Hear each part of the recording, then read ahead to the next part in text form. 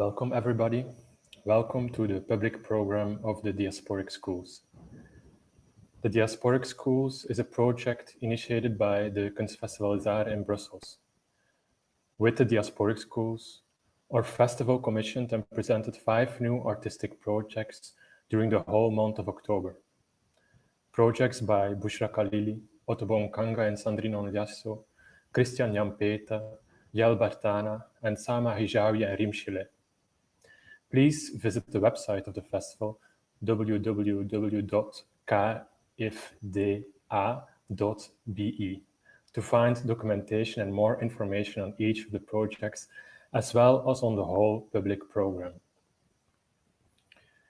The urgency of this project emerged from the reflection that, far from being new, remote transmission, communication, and cultural exchange has always existed inside diasporic communities, where methods have been developed in the sharing of content and practicing care in conditions of impossibility of practical physical proximity. In this time of the pandemic, the diasporic schools do not only acknowledge the learning in the diaspora, but also the learning from it. I was given the honor to introduce the next talk, starting with a lecture of Achille Mbembe. In this lecture, he will focus on reparative globalism and the possibility of thinking about a common world in the anthropogenic age. Are we condemned to become increasingly detached and distant from each other? Can humankind continue to claim superiority over the living, subduing and dominating nature and the other? These questions and reflections will Achille Mbembe address in his lecture. Afterwards, Ogutu Muraya will engage in conversation with him, and there will be a possibility for you to ask questions. Please use the chat in YouTube or Facebook to write your questions, and Ogutu will filter the questions and voice them to Achille. You don't have to wait until the question and answer. You can already start formulating questions during the lecture of Achille Mbembe. But first, allow me to introduce and thank Achille Mbembe and Ogutu Muraya for this wonderful meeting. Cameroon-born professor of political science and history, Achille Mbembe teaches at the University of Witwatersrand in Johannesburg and is one of the most influential and creative contemporary thinkers. Like no other, he has articulated an original critique of race, colonialism, and universalism in his books on the post-colony, necropolitics, critique of the Black reason, amongst others. His most recent work centers on life, futures, and the emergence of a new planetary consciousness. Ogutu Muraya is a Kenyan-born and momentarily is based there. He's a writer and theater maker whose work is embedded in the practice of orature. He studied international relations at the USIU Africa and graduated in 2016 with a Master in Arts at Amsterdam University of the Arts, Das Theater. He has been published in the Kwani Journal, Shimuranga Chronic, Recto Versa, and Etc. magazine. His performative works and storytelling have featured in several theaters and festivals over the world. Last September, he was presented in Brussels, Beursgaburg, with the powerful On Thin Ice. And one final announcement. After this conversation, our public program continues tonight at 7:30 p.m. CET with a dialogue between Joachim Ben-Yacoub and Bushra Khalili. And now all the practical infos and bios are shared. I would like to invite Achille Mbembe for his lecture. Okay, thank you very much. And I would like to express my gratitude to the Diasporic Schools for this invitation. I'm looking forward for the conversation with Ogutu, whom I know via his contributions to Kwani and Chimurenga. What I would like to do this evening is to share with you a set of reflections, most of which are emerging out of my current research on futures of life, futures of the earth, and what I call the emergence of planetary consciousness, a term which I would like to be different from old concepts of universalism, or for that matter, of cosmopolitanism. For a long time, reflection concerning a common world and how to bring it into being, such a reflection was centered, I would argue, around the fact of diasporas.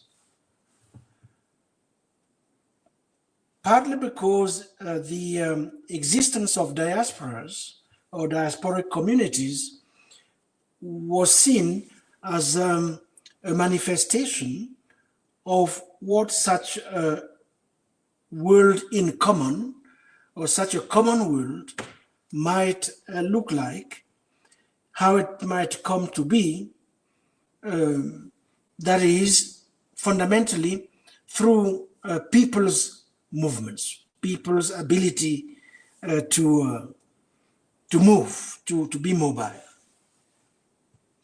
I would like to suggest that one of the most productive ways of thinking about the diasporic fact and the idea of a world in common, which after all remains an aspiration, one of the most productive ways of thinking about these two facts is by coming back to something we humans tend to take for granted, which is what? Which is the fact of our existence on Earth.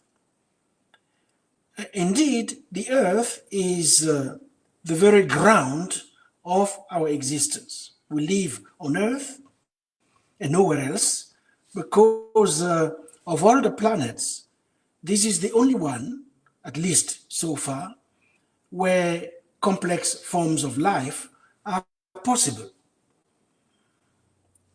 This might look trivial, but it is not. Why? Because we have inherited a tradition of thought in which the earth is mostly seen as a natural bounty, which is there to be seized, which is there to be parceled out. The output of this process of parceling the earth out is then what is codified as the law. The ultimate aim of this codification being to determine what is one's own, who takes hold of which land. The earth, in other words, is there to be grabbed, is there to be partitioned, appropriated, and eventually looted.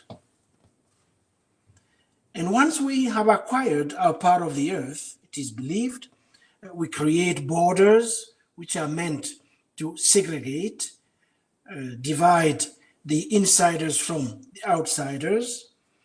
And in fact, this is what happened with European expansion and colonization from the 15th century onwards. The world outside Europe was then, during all these centuries, taken as a free space meaning an area open to European occupation, where an area where wars of conquest, land appropriation, and if necessary, annihilation could occur. I would like to suggest that if we are truly interested in the idea of a common world, or to put it differently, a world in common, then we have to turn our back to this conception of the earth. Instead, we have to rethink the earth not at all as a mass of matter, but which it is, by the way, but as a home and as a shelter for all who inhabit it, humans and non-humans. What we have to do is to imagine, in other words, modes of being in the world, modes of inhabiting the world, in which we consciously take care of the earth. What does this have to do with diasporic communities? Here, let me just share a set of observations in relation to the oldest modern African diasporas, which happen to be located in the Americas. Now, because of the long centuries of slavery, the earth has hardly ever been seen within these diasporas as the open expanse that it is, as a recipient of abundant life, which the earth actually is, or in any case should be. In fact, because of these centuries of slavery I have been referring to, the earth has often been interpreted as a space of captivity rather than as a space of refuge and protection. Such is specifically the case in the United States. Now, as you know, a key development in the US has been the establishment in 2012 of an organization called Black Lives Matter. This happened after the deaths of Trayvon Martin and Michael Brown.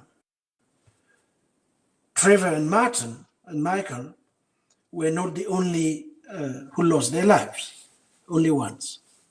In fact, many have lost their lives. The list of names is almost endless, which raises all kinds of issues. Why is it that certain deaths mark the epoch, our imagination, more than others? But that's a question we can talk about later on. What I'm trying to say is that there is no way in which the question of the earth, its habitability, or the question of the African diasporas can be addressed today without reference to Black Lives Matter, which, for those who are not aware of this, is in fact a national umbrella organization for all those wanting to protest against random killings of blacks in America, a phenomenon, killing of blacks, which, by the way, is not at all limited to the United States. Now, I have to add that, of course, there are many different kinds of diasporas: religious diasporas, trading diasporas, intellectual diasporas. A specificity of ours in Africa is the existence of diasporas formed as a consequence of the slave trade, and thus diasporas born from deep historical trauma, born under the sign of one of the deepest forms of dehumanization, short of extermination, born in the crucible of two things: first, capitalism, and second, racism.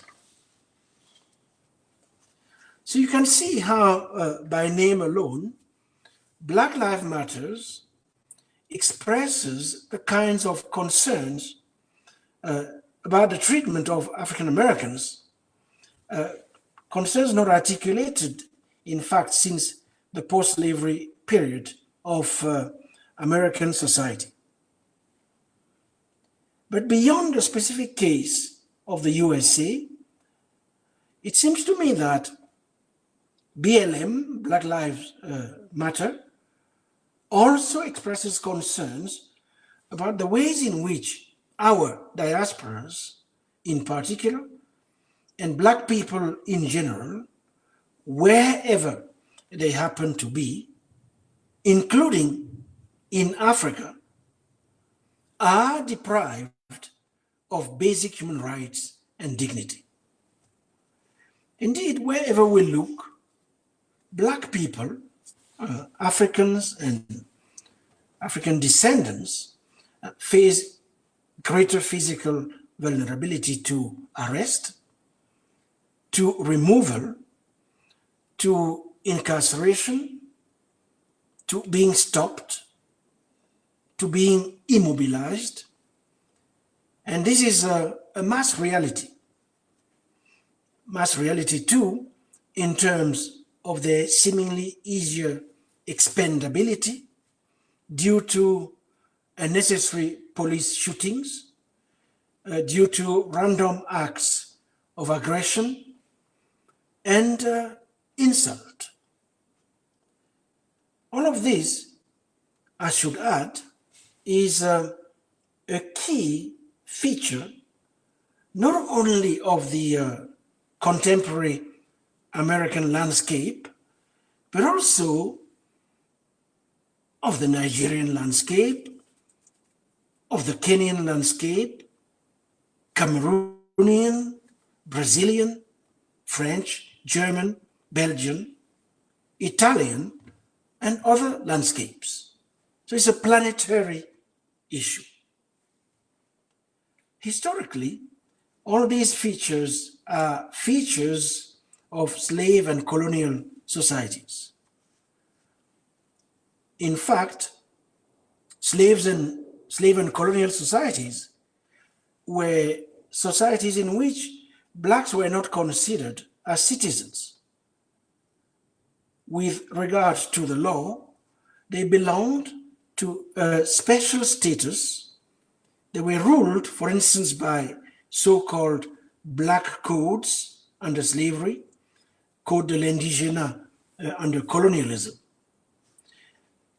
Both Black codes and the Code de l'Indigène or Native Code convey the sense that this is a category of people who don't matter, or in any case, whose basic human rights and dignity, were they to be granted, can be easily disregarded. These juridical texts, Black codes and the Native codes, enshrined in the law their Blacks' fundamental precariousness. They, if you want, institutionalized the unpredictability of their lives. For what reason? I would argue by virtue of their belonging to a different category of the human, presumably. So as I just said, this was a key feature of slave and colonial society. Societies where things like lynchings were commonplace. Vigilante justice was the norm, especially in the 19th century. So, to reflect on African diasporas forces us to reflect on the kind of unbroken link which exists from now to colonialism and slavery. But the unbroken link, by the unbroken link, what I basically mean is the omnipresent reality that in an instant, by virtue of blackness alone, life can be dramatically impinged upon, even stolen away, the reality of premature death. That's what I mean by the unbroken link between now and colonialism and slavery. So to rethink the diasporic modernity and from an African or Black perspective, we therefore need to acknowledge this foundational insecurity faced by people of African origin, no matter where they are, for their physical safety and corporeal and psychic integrity. The condition they are constrained to espouse of having to conduct their lives in milieus, environments, and a world always already rendered inhospitable and inhabitable. So that's the first set of remarks I wanted to make in relation to tonight's theme on reparative globalism. Let me now move to a second set of observations. And here, I have to say that to rethink the modern African diasporic, to rethink the idea of the common world, or a world in common, from this perspective, means a second thing. If, as I am arguing, logics of inhospitality and uninhabitability have been so central to our experience of the world, our experience of as inhabitants of the earth. So it's also true that African diasporas and communities have not been resigned to this state of fact. What is it that I mean by this? I mean that countless political struggles by Black people on behalf of Black people in general, of course, have sought the guarantee of fundamental political and civil rights. And in most instances, not all of them, such struggles have been won. But as is painfully evident, slavery and colonialism might have been formally abolished. I should add apartheid to that trinity.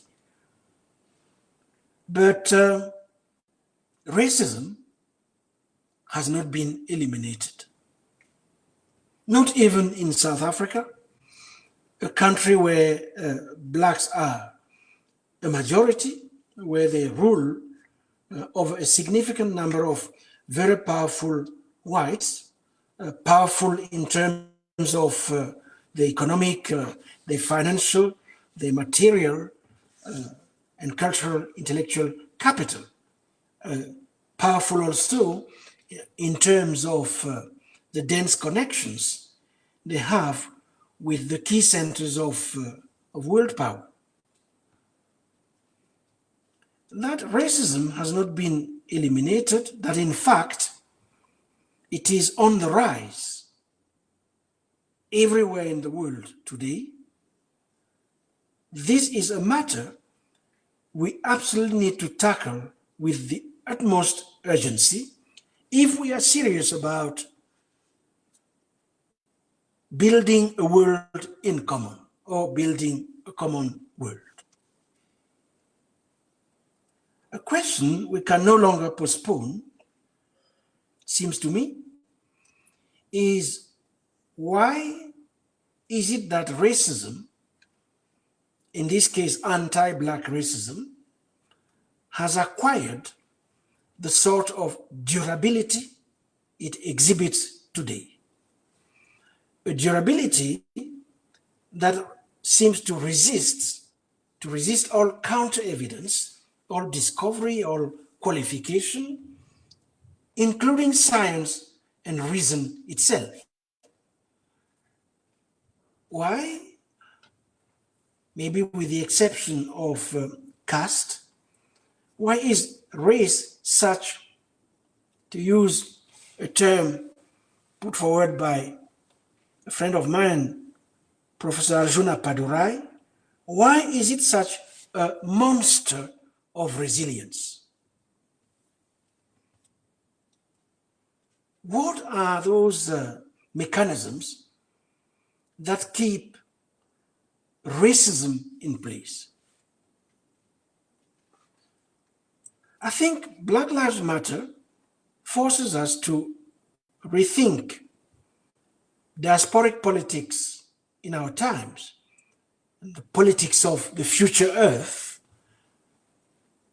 from this vantage point, from the fundamental experience of non-safety, of insecurity and vulnerability.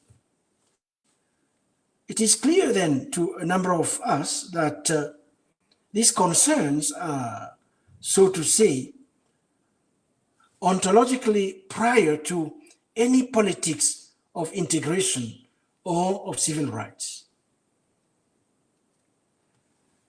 Why? Because these concerns describe a deeper political reality where bodily, corporeal integrity and psychic integrity, none of this is never felt to be entirely secure. You live your existence, you conduct your existence with the permanent threat of your own body, your own corporeal integrity and psychic integrity at risk of being taken away from you at any time. The radical uncertainty surrounding, therefore, the logic of everyday existence. Which makes me then make the point that this is ontologically prior to any politics of integration or civil rights. And in fact, it seems to me that the work racism does, in its most elemental and primitive features, and in its unconscious roots, the work it does is to constantly activate, to constantly update, to constantly edit and redeploy this threat. The threat, the permanent threat to bodily, corporeal, and psychic integrity. That's what racism is all about. That's the work it is meant to accomplish. So this is then part of what makes of racism a form of, I would say, relational disorder. It is a relational disorder in the sense that it fails to individuate Blacks and people of African descent, to recognize them as singular human beings in their own right, and not as emanations of white needs, white desires, and white fantasies.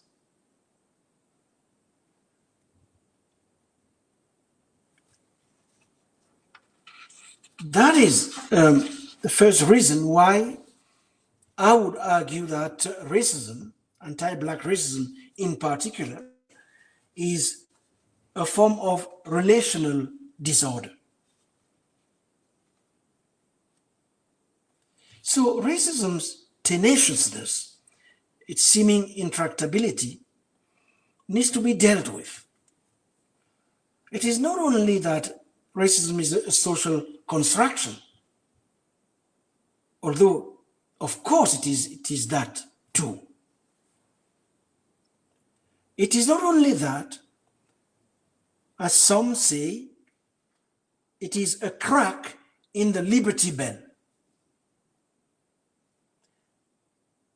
It is foundational to the kind of world order made possible by and inherited from slavery and colonialism.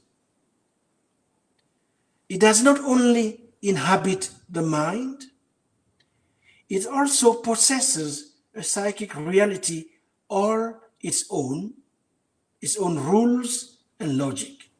But even more importantly, mechanisms to loosen it remain unconsciously repressed. Instead, what we witness is an insatiable demand for racism in our world today. Why is this the case, if not because racism serves to suppress guilt? It stifles the possibility for identification by whites for blacks, and in this sense, it is a key psychic apparatus in securing, for instance, in the case of the US, a white supremacist nation without apology. So when I talk about an insatiable demand for racism in our world today, what I mean is an insatiable demand for the possibility of not feeling guilty, of being a racist without apology. So I started with the African diasporic experience. I would now like to move to a third set of comments and then bring this introduction to broader conversation to an end. I started with the examples from the African diasporic experience. The fact is that with anti-Muslim violence, anti-migrant policies, what we are witnessing increasingly, doesn't matter where, is the deployment worldwide of extraordinary cruelty towards marginal populations, no matter what their color, the color of their skin is. This is part of what I have qualified in Critique of Black Reason as the potential universalization of the Black condition. In the sense that the way Blacks used to be treated, that is increasingly applied to people who, at least from a physical point of view, visible point of view, are not labeled Blacks. It seems to me that who belongs is increasingly our new old question. So for some, only those of the same stock do belong. For others, the ones who belong are those who have been granted a state-certified document, out of which document life and rights flow. So what we are witnessing is a weaponization of belonging. This is not happening in the void. It is happening at a time characterized by the democratic installation in power of countless anti-democratic regimes. It's happening at a time when the grabbing by states of absolute power to define affiliation, belonging, and legal existence, this grabbing is going at a pace we may not have witnessed before.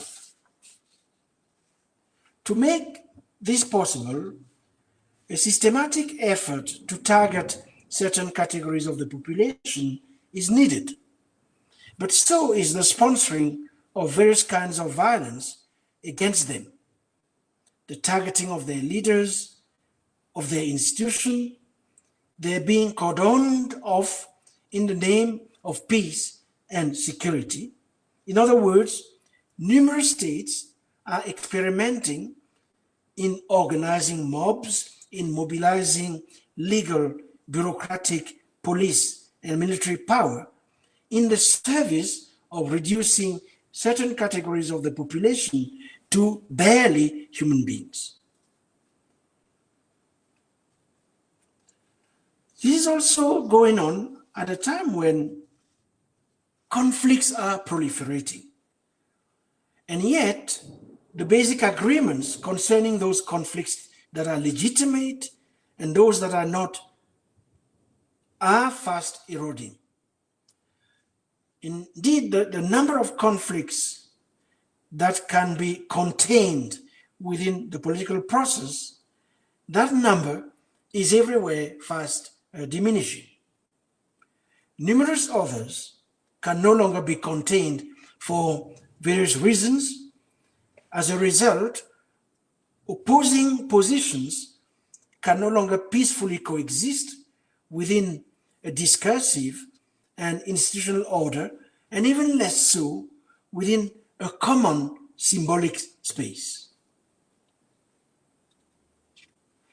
So the point I'm making is that the minimally shared normative foundations for a democratic life in our times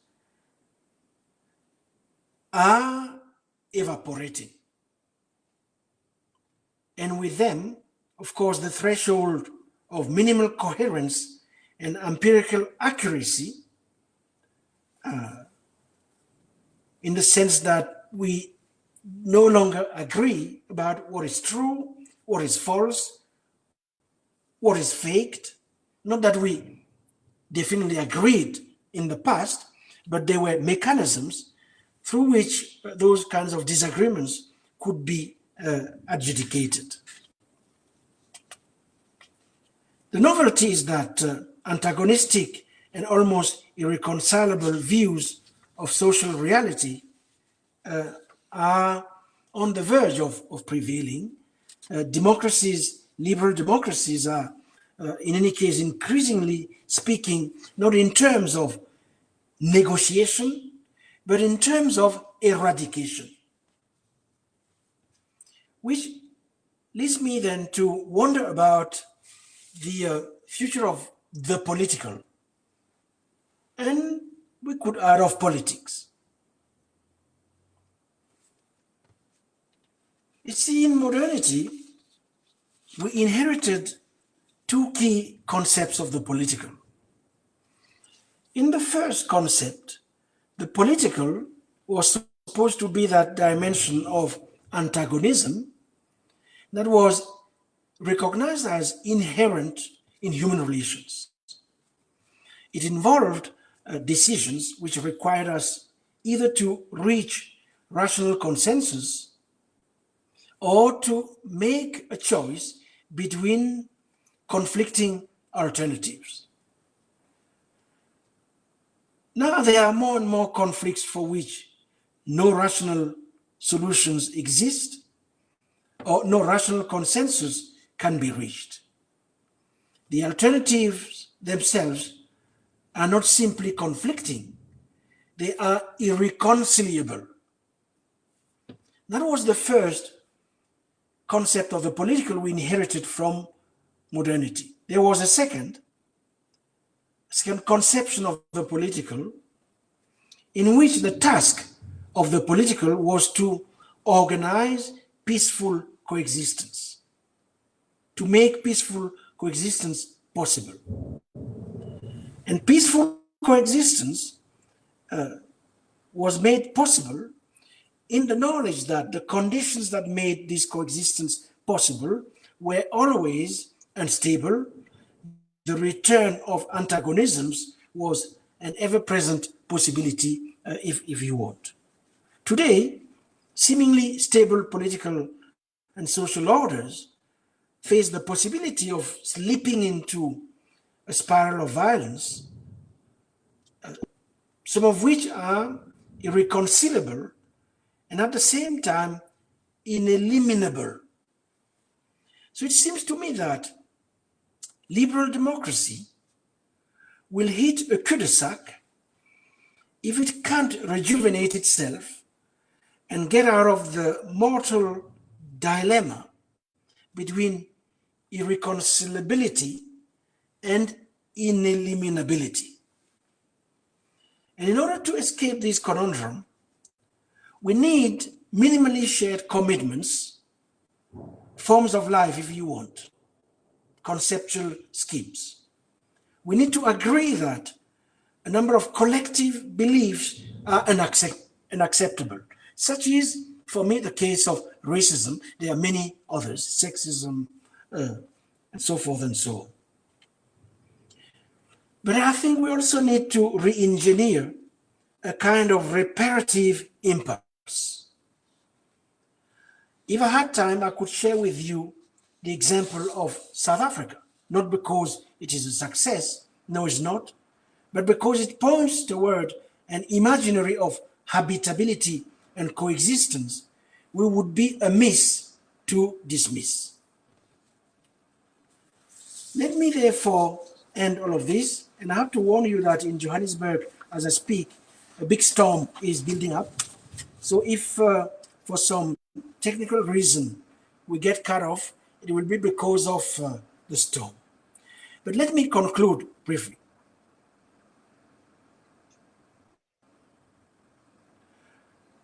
We absolutely need to build a common world and a world in common. That world in common, or that commonality, has to be composed, it has to be pieced together, element after element, through many travails and conflicts. It shouldn't be limited to humans, it should include all the elements or entities deemed part of this composition of the common world. That is how we will survive on Earth and prolong our history on this part of the universe. Thank you very much. Thank you very much, Professor Achille Mbembe, for your lecture and for your provocation and insights. And we'll get into a discussion together. And again, a reminder to those who are joining us on live, you're invited to post your questions and we'll try to get to them in a bit. We have about 20 minutes or so for a discussion. I have a question for you to start us off. You've spoken before about that we have to do both the work of critique and proposition, and I wonder in this context of how to build this world of in common and common. What are the propositions? What are there practices that you've encountered that are hopeful? Are there ideas that can work in the how to build this world? For instance, you've written before, for instance, around instituting the universal right to breathe, and in a way we can connect that also with the slogan from the Black Lives Matter, "I can't breathe," and extending that also to the biosphere. I wonder if you have propositions in this regard. maybe not actual propositions as such. It seems to me that there is a preliminary work that really needs to be done in terms of understanding what is going on, what actually is going on, what is preventing us from building a world in common or imagining a world in common.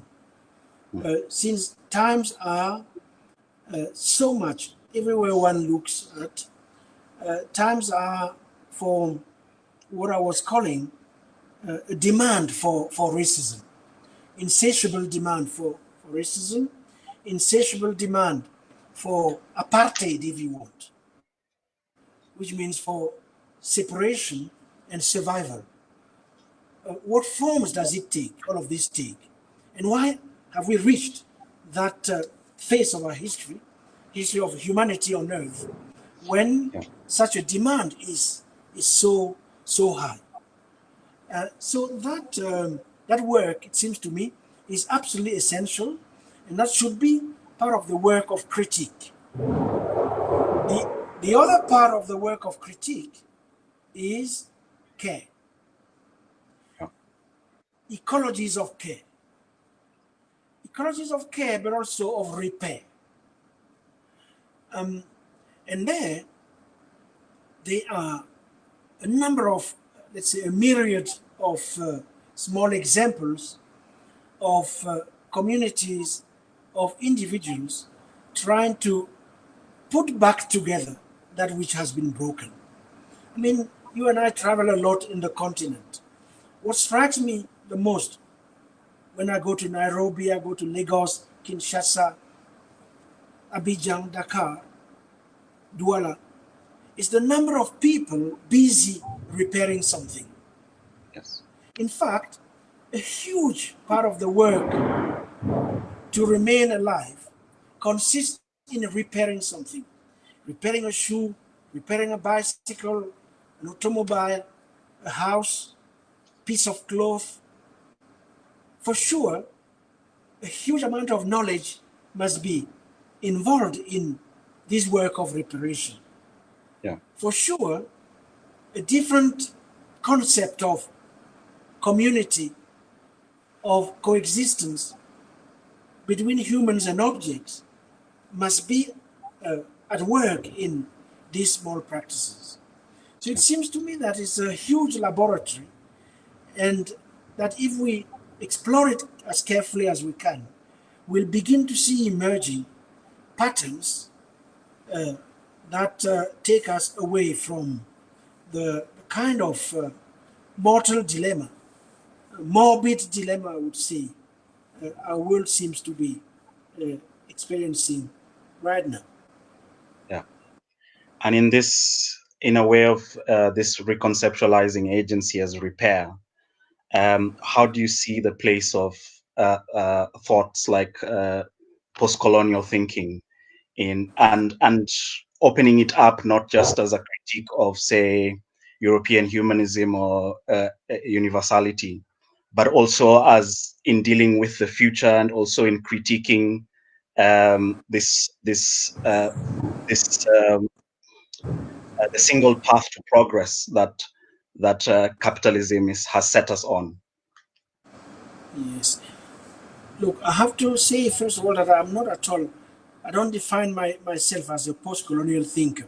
Yes. Many people keep presenting me as such, in spite of my denegations. I guess they don't take me seriously when I say that. But I have to be serious and say that I'm not at all a post-colonial thinker. On the other hand, I have nothing against post-colonial thinking, or for that matter, decolonial thinking. And in fact, I'm tempted to defend it because of it being right now besieged in certain sectors of the European ideological or political opinion, especially in those places where it's accused of everything and nothing, Yeah. including of being complicit with anti-Semitism, which is a bit, let's say, excessive. So it seems to me, all of that having been said, that post-colonial thinking has spent too much time reflecting on difference. Yeah. And in fact, that is where what distinguishes what I'm trying to do with post-colonial thinking. I'm not that much interested in difference and identity. I think that we have become somewhat captive of the problematic of identity and difference. And at this specific time of the history of the earth, the history of the planet, the Anthropocene, Yeah. it seems to me that the political and critical potential we have has to be directed towards that which is common. Because the challenge we are facing is planetary. It's of a planetary nature. Yes. It is not simply a challenge posed to humanism. It is a challenge posed to what I call in French, le vivant, the living. Yeah. And if we are not able to recalibrate our thought in relation to the futures of life or futures of the living, then we our history on earth might well end abruptly. So Uh, if post-colonialism wants to have to outlast its usefulness, it's better make that shift from a politics of identity and difference to a politics of the incommon. yes. And in relation to this idea of the diasporic politics in our times, how do you connect that to sort of the visions of in a historical, say, timeline, to say the Pan-African movements or the negritude movements, like the congresses, for instance, like the first Congress of Writers and Artists of African Descent who met at the Sorbonne, and what that history has to teach us in terms of thinking about the diasporic politics. On the one hand, I believe that we we the task ahead of us, at least those of us who define themselves as African, whether they live in the continent or not, because Africa is everywhere. Yeah. And I'm not joking when I say that Africa is everywhere. Africa is in motion. So the task ahead of us is to take seriously a number of steps. First of all, to take seriously the fact that Africa is the homeland of humanity. And I say it in a philosophical way, in the sense that there must be a whole set of consequences emanating from such a statement. That the human, it's here that the human appeared for the first time.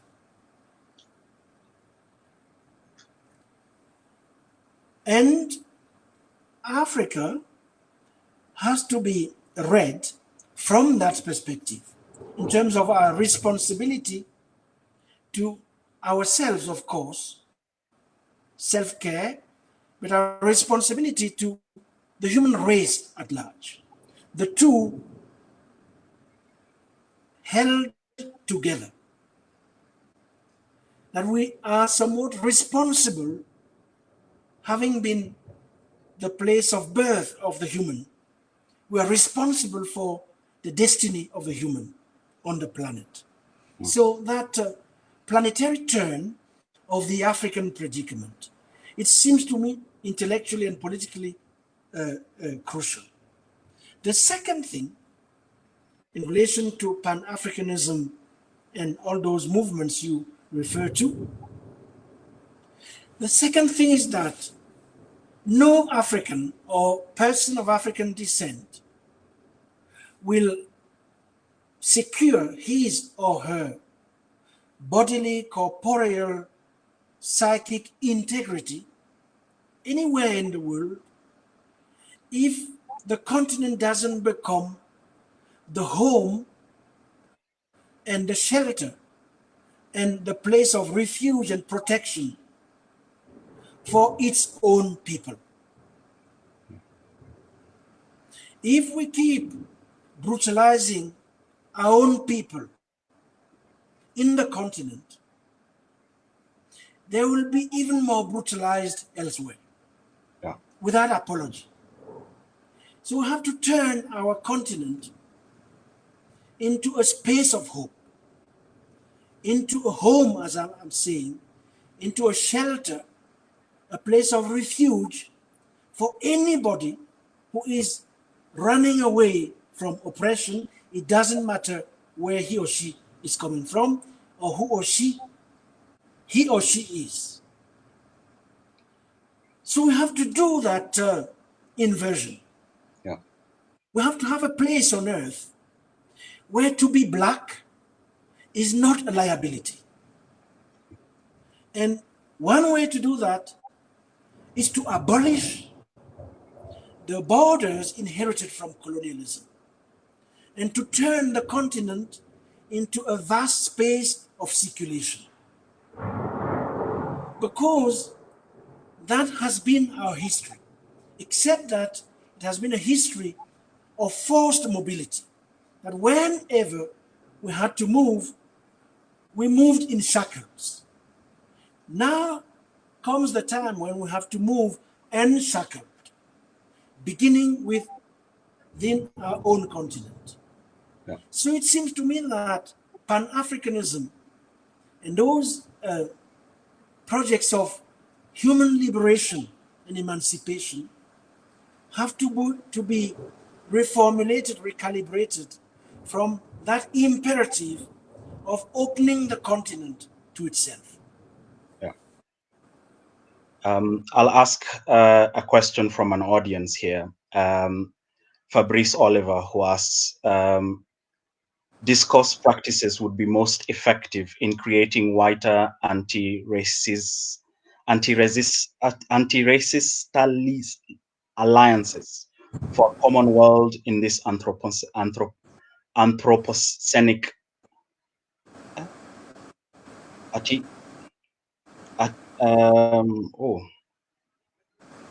attentionality.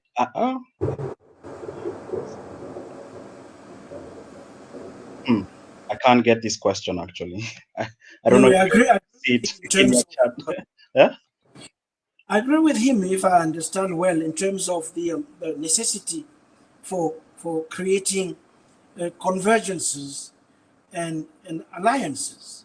Yeah. In fact, when one reads the likes of Du Bois, most of our ancestors, those who were implicated in the global struggle against racism, global struggle for abolition, the abolition of slavery, the abolition of apartheid, the abolition of colonialism, this question of abolitionism, abolishing, all of those who were involved in that insisted on the necessity of alliances. What we have seen with the murder of last murder in, I mean, not the last, because many have been killed since his death, Floyd. Floyd, who was killed on a pavement in Minnesota. And this led to huge discontent in which black people were involved, but more than blacks were involved. So one could see out of this event the fragments, elements of a potential planetary consciousness. So for these alliances, solidarities to be rebuilt, they need to be rebuilt on a foundation. And that foundation has to be has to have to do with the future life of the planet in a kind of convergence between struggles, global struggles against racism and global struggles for the planet. Because the two, in fact, historically have always been connected. In fact, racism has always been historically, in any case, from our history perspective of black in the world, it has always been a form of ecological disaster.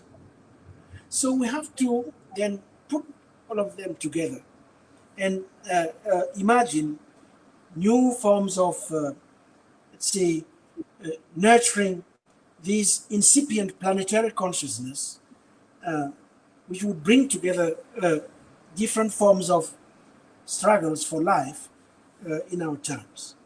Yeah. There is another question from George Gomez, who asks, Professor, what would be the role of the mestizo people in this process? The meaning of us in African diaspora. I talk to you from Colombia, Latin America context. Look, Jorge, there would be, there's a role for everybody, not only for blacks, whites, or so-called mixed race people. What the attempt is to exit the iron cage of racial identities or of racialization. Yes, assigning people to a prison they cannot escape from, and if they try to escape from it, they pay a heavy price for it. So the perspective I am pushing is one, if you want, of deborderization, one of abolition of all borders, including identitarian borders, and a recovery of the kind of planetary consciousness which a reparative impulse can help to usher. So in that kind of process, there is a space for everybody. Okay. Axel asks, what are your thoughts on the contemporary acceleration of capital investment in Africa, say by non-European nations, and how might this relate to your thought on developing a new type of co-humanness? It's a big and complex matter, Axel. What I really believe is that we have to put again on the table the question of whether there might be a path, whether for Africa there might be a path out of poverty, which does not, which is not founded on further damaging of our ecological environment. And I believe that there is. A lot of the contemporary acceleration of capital investment in the continent is based on the predation and extraction of the riches of our soil. So we have to introduce a rupture with that predatory and extractivist model of inhabiting the world at large, which I spoke about at the beginning of my talk. We have to imagine a different relationship with the earth, which is premised on the idea of care, the idea of us as custodians of the earth, not only for ourselves, but also for the generations that will come after us, which is premised a model on the idea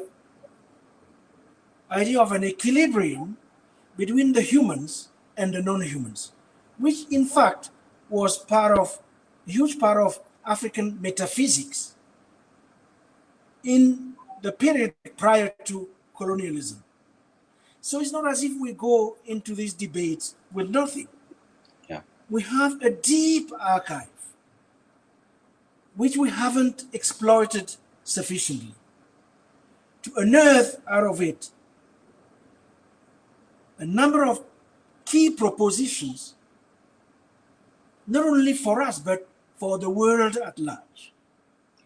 So I keep coming back to that intellectual injunction, which is also artistic. How is it that we do it in order to offer a way out of the current impasse, a way out available for all, and therefore taking in the process responsibility for the fact that we are the elders. Africa is the elder of the world, in fact. Yeah.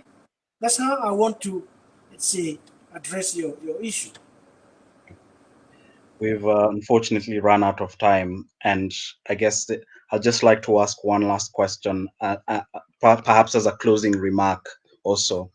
Binyavanga Wainaina the late also talked about the idea of we need to free our imaginations, and the space of the imaginary, and within that also this breaking from the victim consciousness, and even this drive towards also interest in visioning techniques and technologies now that is growing, that have been, as you've mentioned, pre-existing also our times. And I wonder for you also, what is the space of the imaginary for within that space of arts? What can art do?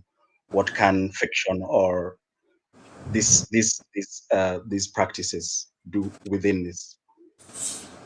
I think the imagination, as my friend Arjuna Padurai used to say, is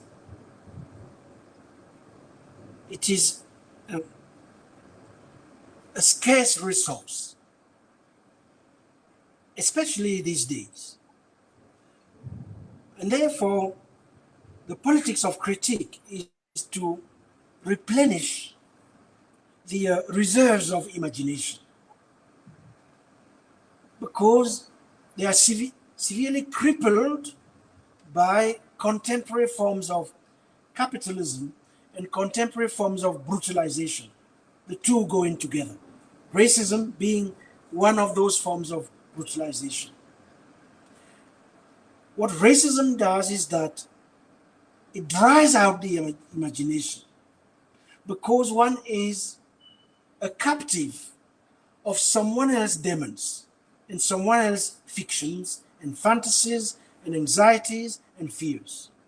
So in that context, the arts in general have to play a reparative role.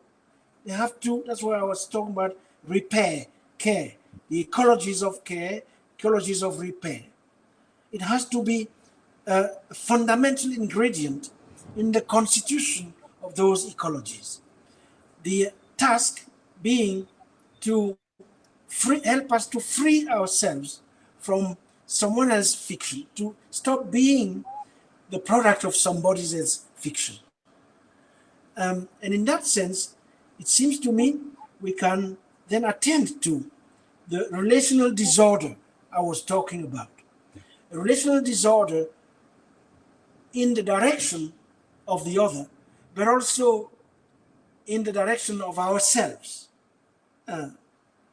in a process of healing, which is not romance, Yeah. but which is political, which takes care of antagonisms while making it possible to resolve them outside the injunction to kill. That's how I would put it. All right. Thank you very much, Professor Achille Mbembe, for your time and your presence as well, and sharing your thoughts and provocations, and this call also to build a world in common and to work on it, not as a romance, as you said, but as an actual political quest. Thank you for your time and presence. Yeah, And thanks a lot. we'll end this. And for the audience, there is a second session that is starting with Bushra Khalil talking about an audio family album in conversation with Joachim. So you're welcome to also join that conversation. And thank you to Kunst Festival and to the Diasporic School for giving us this platform to have these discussions. And have a lovely evening or morning wherever you are, or afternoon where you're joining us. Thank you.